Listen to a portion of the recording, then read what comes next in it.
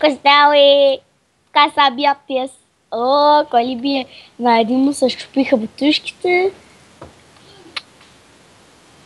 Какви сте смешнички. Да сам Армино. Гледай, той си взял 2-3 ябълки, пак той си ни една. И сега те се бият, как ще победи. Един е без бутушки, а другия с. Абе, бутни го лавата, бе! Бутни го лавата! Има нещо. Да го убия ли? Става, аз съм Админо, гледай го той с колко ябълки изяда. И сега съм на лавата и за битката. Нормално.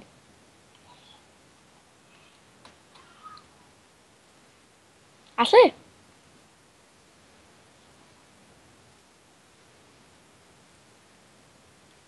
Ха-ха-ха.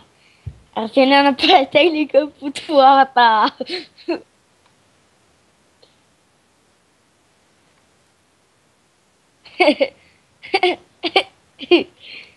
Те се бият до кръв и смърт. Ома гледаш. И се бият се. Кой ли ще победи? Един е без бутушки. Не, кой ли? Не, той е без панталони. Ох, кой ли ще победи в тази жестока битка? Той беше... Моченк беше избавен от магията на Арфиенел. Арфиенел още е жив и го чака. Моджанг бяга в лавата. Искаш да го телепортирам? Топлаван.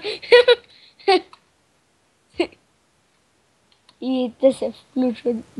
Битка, кой ще победи? Това не вижда, но аз ще ви гледам под лавата. Лавата. Графика не е добър.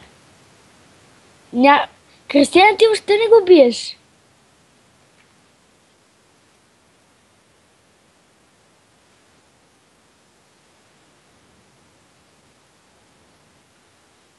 И Арфиел не я загуби, но той няма панталони, бе.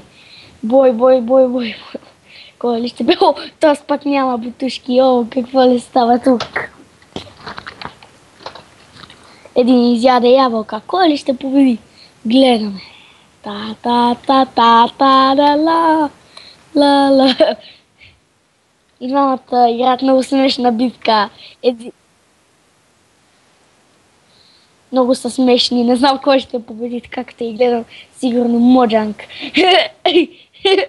Много сте също. О, да, Моджанг. И Моджанг печели. Ла.